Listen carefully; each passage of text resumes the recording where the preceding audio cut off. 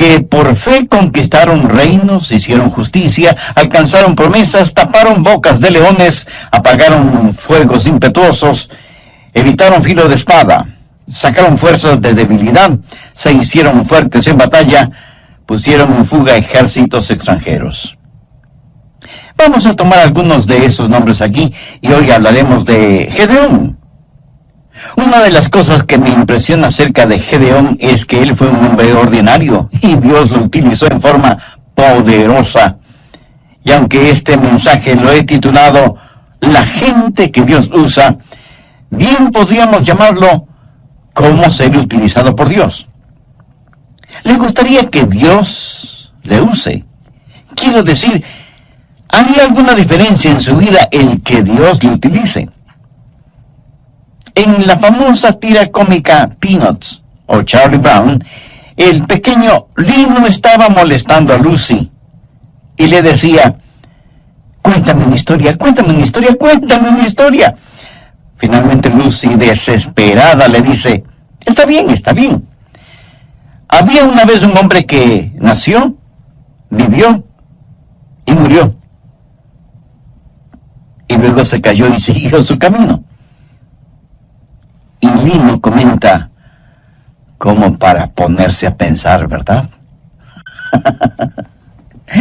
Amigo, ¿va a ser eso verdad acerca de usted?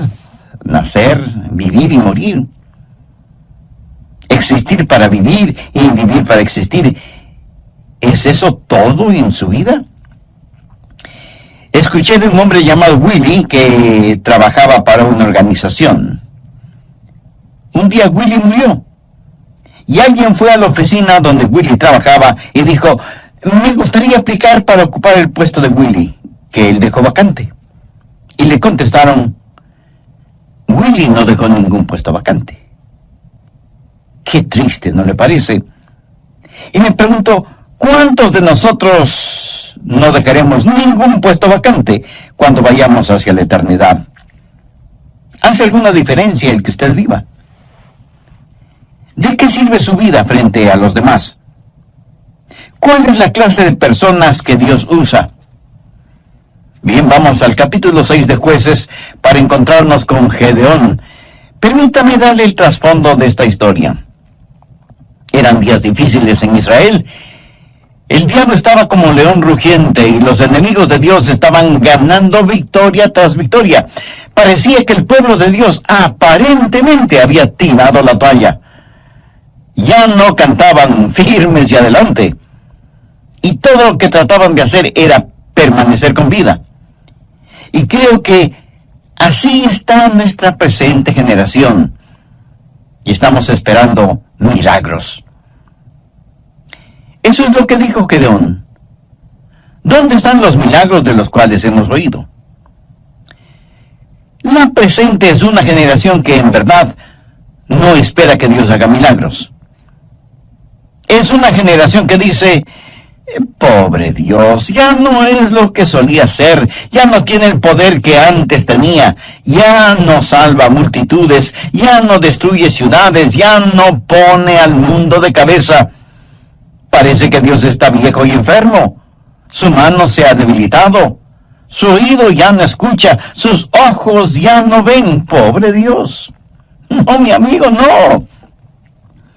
Dios sigue siendo Dios. Y necesitamos entender que no hay ningún indicio en las Escrituras que diga que no podemos tener un poderoso avivamiento en esta época en que vivimos. Es cierto que la mayoría de personas no creen eso. Cuando se habla de avivamiento, la gente sencillamente sonríe y dice que más bien está esperando el retorno de Jesús.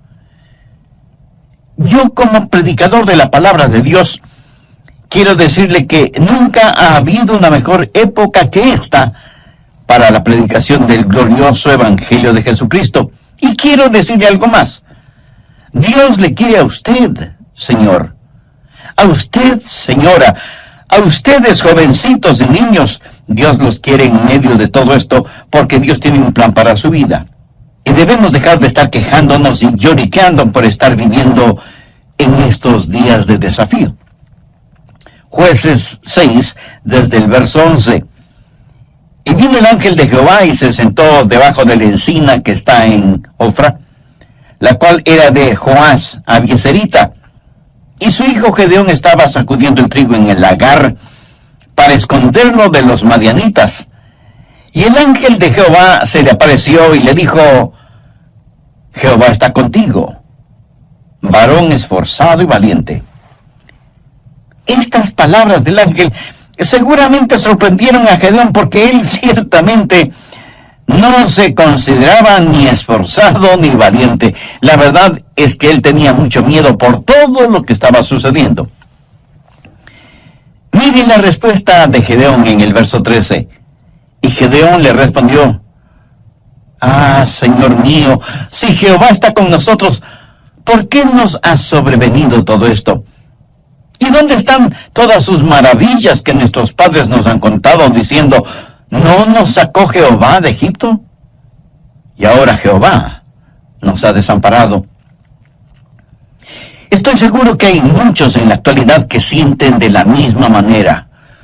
Oh, cuán maravillosos fueron los tiempos pasados, cuando Dios se manifestaba tan poderosamente, pero ahora Dios nos ha dado las espaldas, Dios nos ha olvidado. ¿Sabe lo que Gedeón estaba tratando de hacer?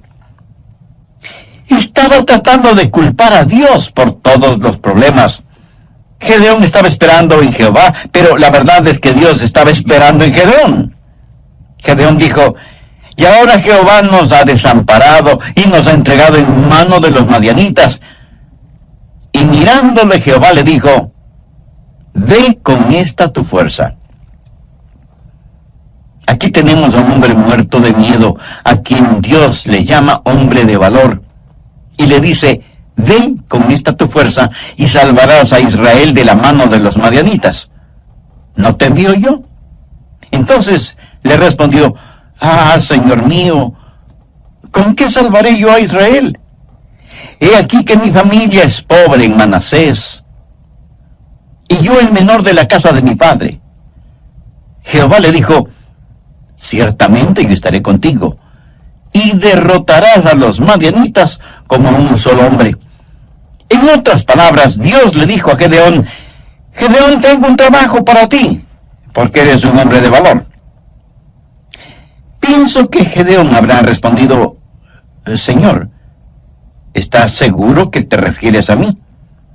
De todas las familias y tribus de Israel, mi tribu es la última, y mi familia la más pobre, y yo soy el menor de mi familia, y dices que quieres usarme. Sí, Gedeón, voy a usarte. Ahora présteme atención. No se atreva nunca a decir que Dios no puede usarle. Eso es como insultar a Dios. Si usted es un hijo o hija de Dios, nunca se considere una persona ordinaria.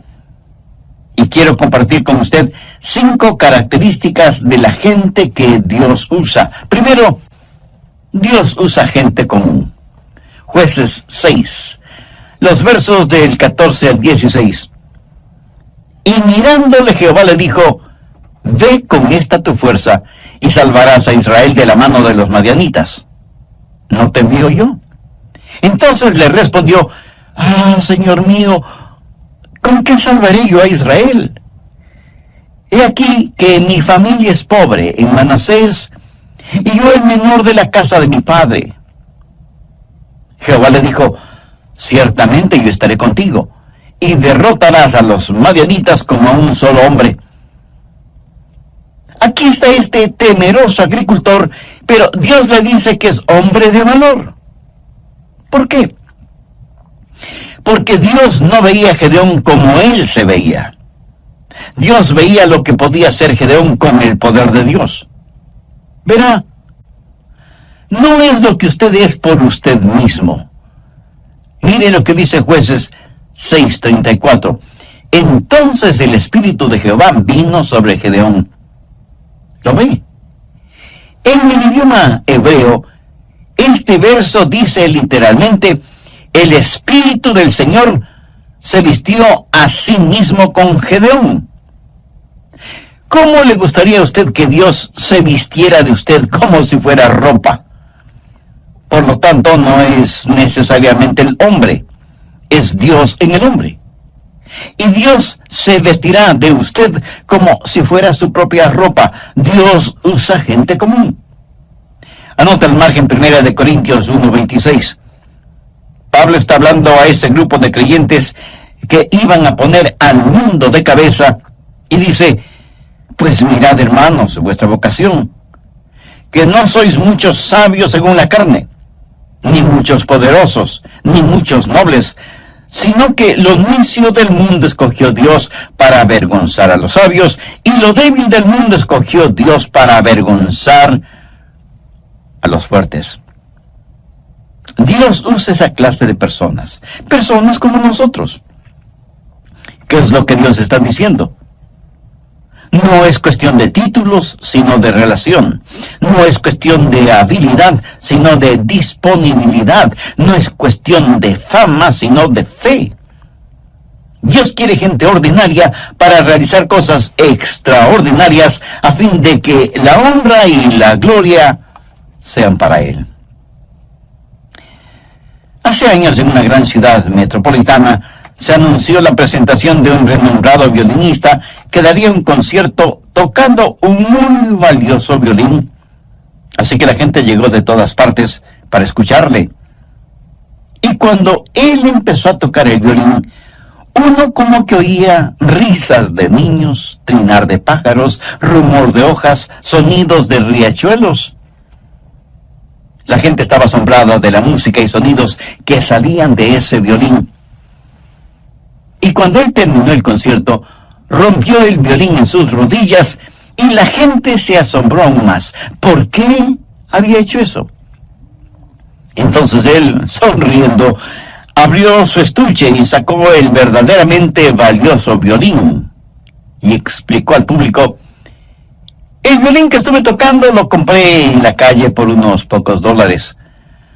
No es tanto el violín que produce la música, sino la mano y el corazón de quien mueve el arco. Por así decirlo, cualquiera de nosotros pudiera no ser más que un violín barato. Pero Dios es el maestro violinista y puede sacar hermosa música de su vida o de la mía. Dios usa gente común. Dios puede utilizarle a usted o puede utilizarme a mí. Segundo, Dios usa gente ya limpia. Leamos Jueces 6:25. Aconteció que la misma noche le dijo Jehová: toma un toro del hato de tu padre, el segundo toro de 7 años, y derriba el altar de Baal que tu padre tiene. Baal era el sucio dios de la fertilidad. Ellos sacrificaban sus hijos a esa deidad. Cometían fornicaciones y adulterios en nombre de Baal. Era el dios de la sexualidad. Es el mismo Dios que ha inundado nuestros pueblos, ciudades y naciones. Y corta también la imagen de acera que está junto a él, y edifica altar a Jehová, tu Dios, en la cumbre de este peñasco, en lugar conveniente. Y tomando el segundo toro, sacrifícalo en holocausto con la madera de la imagen de acera que habrás cortado. Ahora escúcheme atentamente. Si usted quiere que Dios le use, saque todos los ídolos de su vida. Y si usted me dice: pastor, estamos viviendo en tiempos modernos, no tenemos ídolos. Amigo, ¿está usted bromeando? ¿Qué es un ídolo? ¿Una figura hecha de algún material? No necesariamente. Permítame decirle lo que es un ídolo. Es cualquier cosa que usted ame más, tema más, sirva más y valore más que a Dios. Eso es un ídolo. No importa lo que sea. Su trabajo puede ser un ídolo. Usted puede hacer un ídolo de usted mismo. Dios dice que debe quitar los ídolos de su vida. Ahora, el problema con Gedeón y aquellos que le rodeaban era que sus vidas estaban manchadas con pecados. Y se habían olvidado de su Señor y Dios, y estaban sirviendo a dioses paganos. quiere que Dios le use. Dios no le usará si hay pecado no confesado y no arrepentido en su vida. No lo hará. ¿Quieres saber por qué Dios no le usa? Solo hágase la siguiente pregunta. ¿Tengo un corazón limpio? Los utensilios que usa el Señor deben estar limpios. Dios no nos usará si hay idolatría en nuestras vidas. ¿Es Jesucristo el número uno en su vida? Si no lo es que usted tiene un ídolo en alguna parte. Tercero, Dios usa gente valiente. Jueces 6:12. Y el ángel de Jehová se le apareció y le dijo: Jehová está contigo, varón esforzado y valiente. No solo que Dios iba a utilizar a Gedeón, sino que le daría rango militar, general. Y Dios le dijo: Gedeón, toca la trompeta. Y reúne un ejército. Y 32,000 personas vinieron a ayudarle a librar a los israelitas de la opresión de los madianitas. Vamos ahora a Jueces 7, los versos 2 y 3. Y Jehová dijo a Gedeón: el pueblo que está contigo es mucho para que yo entregue a los madianitas en su mano. No sea que se alabe Israel contra mí, diciendo: mi mano me ha salvado. Ahora pues haz pregonar en oídos del pueblo, diciendo: quien tema y se estremezca, madrugue y devuélvase desde el monte de Galaad. Y se devolvieron de los del pueblo 22,000, y quedaron 10,000. Primero había 32,000 personas. El general Gedeón dijo: escuchen, tengo un anuncio que hacer. Si hay alguien aquí que tenga miedo, no lo podemos usar. Regrese a su casa, está disculpado. Y en esta estampida, 22,000 se hicieron humo. Quedaron 10,000. Gedeón quedó con la tercera parte de su ejército. Ahora, como entonces, si usted es un cobarde, Dios no le puede utilizar. Dios está buscando hombres esforzados y valientes. Dios no se impresiona con el número de miembros en una iglesia. Dios busca almas osadas, valientes, que no serán intimidadas. Amigo, los números no impresionan a Dios. Muchos orgullosamente dicen: nuestra congregación está creciendo. ¿Y qué? Los cementerios también crecen. Dios dice que si usted tiene temor, en español simple eso quiere decir, si usted es un cobarde, no puede utilizarle. ¿Por qué? Porque el temor y el miedo es infeccioso. Pero este punto lo estudiaremos a profundidad en nuestro próximo programa. No quiero finalizar hoy sin antes preguntarle: ¿está siendo usted utilizado por Dios? ¿Hay la disponibilidad de su parte para que Dios haga su voluntad en su vida? Reconozco que estas preguntas no tendrán ningún sentido para usted si es que usted no tiene una relación personal con el Señor Jesucristo. ¿Qué significa tener una relación personal con Él? Significa creer en Él, no solo en forma intelectual, sino confiar en Él y recibirle como el único Salvador y Señor. Significa que usted se reconoce como pecador y con genuino arrepentimiento le pide perdón a Dios en los méritos de lo que el Señor Jesucristo hizo por usted en la cruz del Calvario. Derramó su sangre y dio su propia vida para pagar la deuda de los pecados cometidos por usted. Significa que usted le entregue el control de su vida para que Él se manifieste por su intermedio. Significa que usted podrá decir, como dijo el apóstol Pablo: no vivo ya yo, sino que Cristo vive en mí. Significa que todo esto usted lo hace y lo agradecerá. Pastor, hay algunas cosas que me dan miedo. Bien, no estoy hablando de temores normales, como tener temor de las serpientes o el temor que se siente cuando, estando en un avión, ese avión es sacudido por una fuerte tormenta y nuestro corazón late aceleradamente. Hay miedos y temores normales. Son como autoprotectores, un instinto que Dios ha puesto en nosotros. Ahora, Lo que sí es diferente es tener un espíritu de temor. ¿Ha visto usted a personas con un espíritu de temor? Veamos lo que dice Deuteronomio 28. Y volverán los oficiales a hablar al pueblo y dirán: ¿quién es hombre medroso y pusilánime? Vaya y vuélvase a su casa, y no apoque el corazón de sus hermanos como el corazón suyo.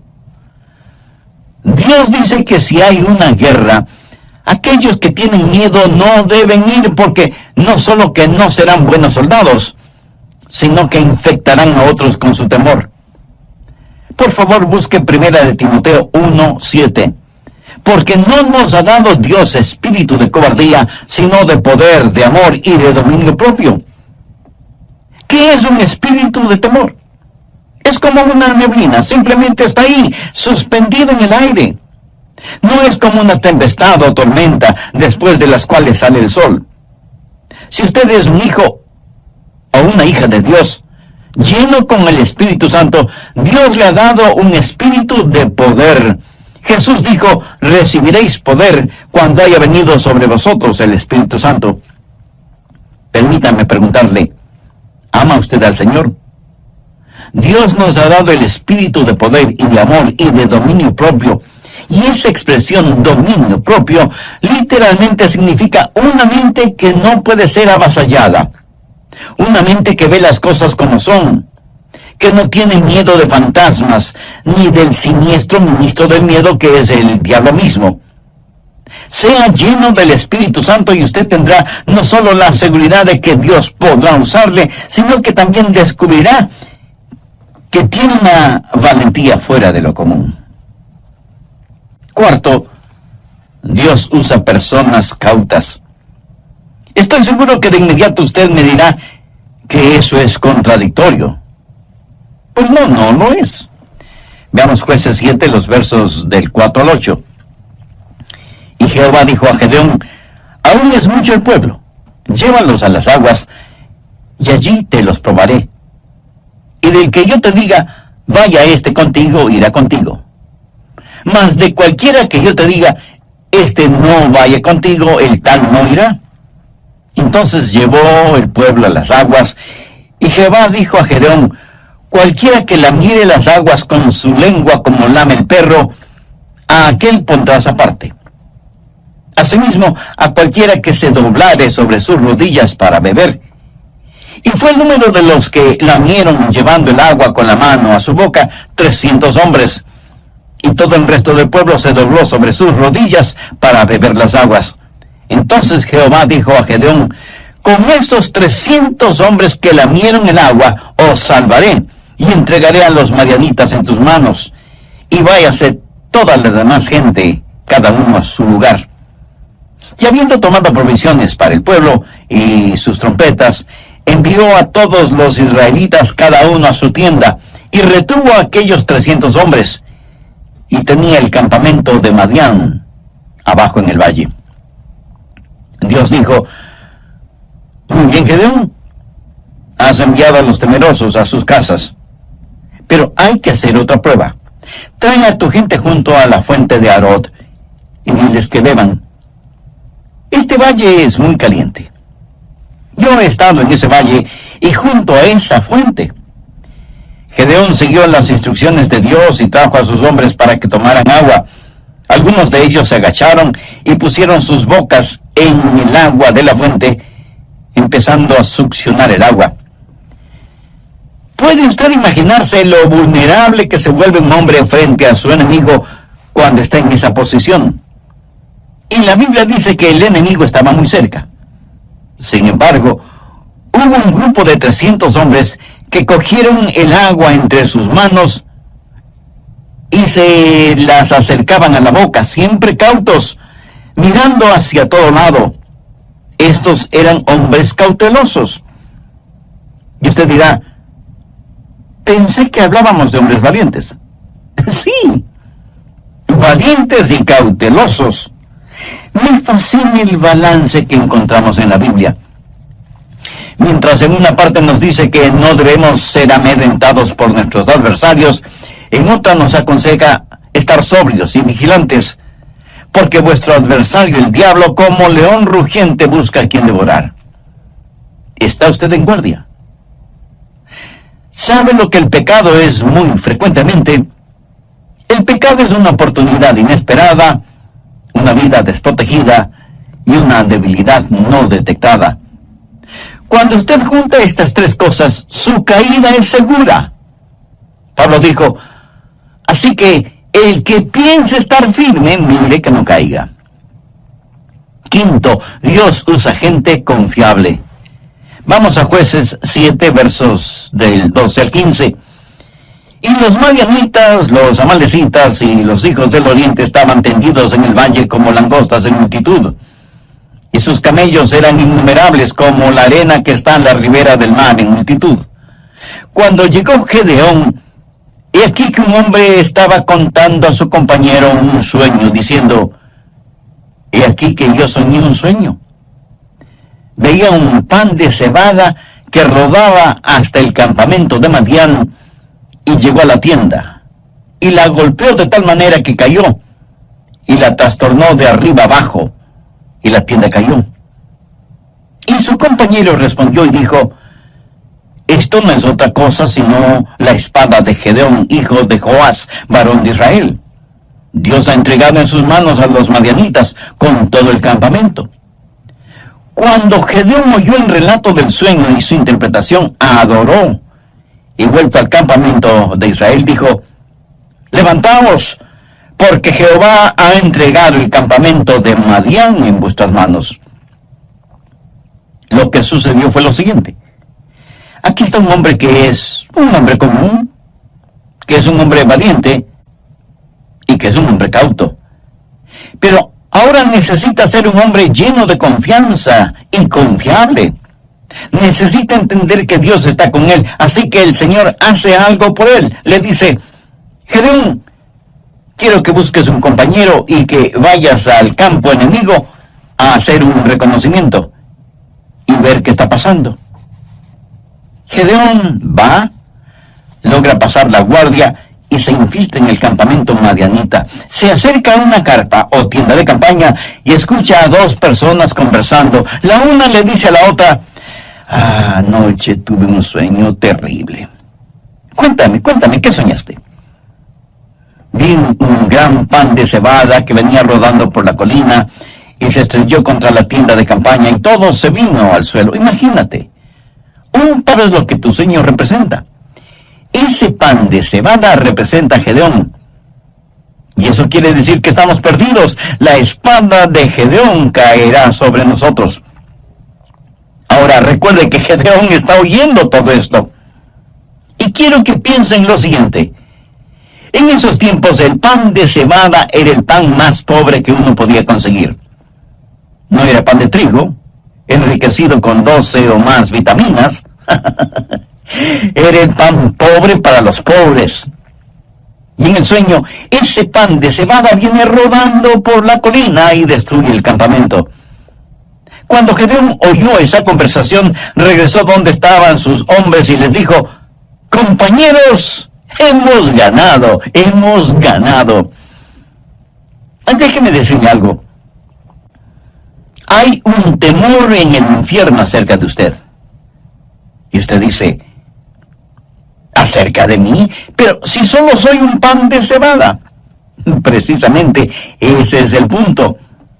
El diablo espera que usted nunca entienda quién es usted y qué es lo que tiene en el Señor Jesucristo. Y cuando usted dice que solo es un pan de cebada, eso es cierto, pero escúcheme. He visto a gente demasiado importante según su propia opinión, que Dios no ha utilizado. Y he visto a gente que se consideraba pan de cebada siendo utilizada poderosamente por Dios.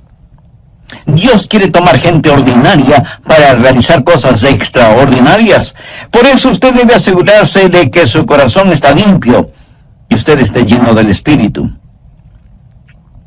Un tigre y un león se encontraron junto a un lago para beber agua. El tigre le preguntó al león, ¿por qué te pasas rugiendo como un verdadero necio? Y el león le contestó con un brillo de astucia en sus ojos: amigo, eso no es necedad. Me llaman el rey de la selva porque me hago buena propaganda. Un conejito escuchó esta conversación y corrió como un rayo hacia su madriguera. Él pensó en imitar el plan de león, pero cuando quiso rugir, lo único que salió de su garganta fue un débil gritito. Un zorro que pasaba por ahí en ese momento oyó ese gritito, se acercó a la madriguera para investigar y terminó comiendo un sabroso fricasé de conejo. Moraleja: cuando usted quiere hacerse propaganda, asegúrese de que tiene los atributos necesarios. Escuche, usted tendrá los atributos necesarios si su corazón está limpio y está lleno con el Espíritu Santo. Bien pudiera ser que usted sea solo un pan de cebada, pero Dios quiere usarle. El verdadero temor que hay en el infierno es porque uno de estos días los hijos de Dios van a descubrir qué es lo que son y qué es lo que tienen en el Señor Jesucristo. ¿Es usted conocido en el infierno?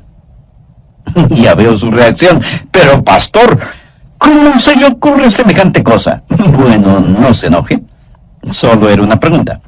Yo sí quiero que mi nombre esté en la pizarra de anuncios del infierno. Quiero que haya un cartel con mi foto que diga: atención, este es Adrián Rogers, es muy peligroso. Y aunque solo es pan de cebada, es muy peligroso porque está armado con la espada de la palabra de Dios. Usted no puede tener su nombre en el salón de los campeones en el cielo, a menos que su nombre sea conocido y temido en el infierno. En el libro de los Hechos encontramos a unos hombres, de hecho, 7 hijos de un sacerdote judío llamado Esceva. Veamos Hechos capítulo 19, verso 13. Pero algunos de los judíos exorcistas ambulantes intentaron invocar el nombre del Señor Jesús sobre los que tenían espíritus malos, diciendo: os conjuro por Jesús, el que predica Pablo. Ellos no tenían un conocimiento personal de Jesús. Sabían acerca de él por la predicación de Pablo. Ahora ponga mucha atención al verso 15. Pero respondiendo el espíritu malo dijo: a Jesús conozco y sé quién es Pablo, pero vosotros, ¿quiénes sois? Por favor, no pase por alto las consecuencias de la falsa religión. Vea lo que dice el verso 16. Y el hombre en quien estaba el espíritu malo, saltando sobre ellos y dominándolos, pudo más que ellos, de tal manera que huyeron de aquella casa desnudos y heridos. Eso es religión de segunda clase. Ellos no dijeron: en el nombre de Jesús, a quien conocemos. Dijeron: en el nombre de Jesús, el que predica Pablo. Esa es religión de segunda clase. Usted no puede ir por ahí diciendo: en el nombre de Jesús, del cual predica el pastor Rogers. No. Amigos, su nombre necesita ser conocido en el infierno. Los demonios necesitan saber que usted es alguien, una persona ordinaria, pan de cebada, común, pero valiente, cauto, confiable, que está siendo usada por Dios. Dios les dio la victoria ese día. ¿Quiere usted vivir victoriosamente o simplemente se dirá de usted que nació, vivió y murió? ¿Qué diferencia hará usted en el mundo? ¿De qué va a servir su vida? Y por favor, no me venga con el cuento de que usted solo es una persona común, ordinaria. No me diga que es demasiado viejo, o demasiado joven, o demasiado pobre, o falto de educación formal. Recuerde que no muchos nobles, influyentes o poderosos son llamados. Y no lo son, no porque Dios no pueda ni quiera usarlos, sino porque sus intereses son muy personales y terrenales. Es cierto que a lo mejor Dios no le use a usted en la forma que utiliza a otra persona. Por favor, no sea celoso de la forma en que otras personas son utilizadas por Dios. Después de todo, esa es una decisión de Dios, no suya. Usted no puede escoger su lugar de servicio. Pero si usted se pone a las órdenes de Dios, Él le usará. Yo creo eso con todo mi corazón. Anhelo que usted también lo crea. Debemos pedir a Dios que nos ayude como personas y como iglesias para estar listos a pelear la batalla que todavía no vemos. Que nuestro anhelo sea ser vasos escogidos y limpios para que Él pueda utilizarlos. Amigo, antes de que Dios pueda utilizarle, usted tiene que conocer a Cristo como su Salvador y Señor en forma personal. Todos somos pecadores. Pecadores por nacimiento, por naturaleza, por voluntad y por práctica. Nuestro pecado merece castigo. Pero Dios quiere perdonarnos y salvarnos. La Biblia dice en Hechos 16:31, cree en el Señor Jesucristo y será salvo. ¿Qué es lo que usted cree acerca del Señor Jesucristo? ¿Que Él derramó su sangre por usted y murió en la cruz del Calvario por sus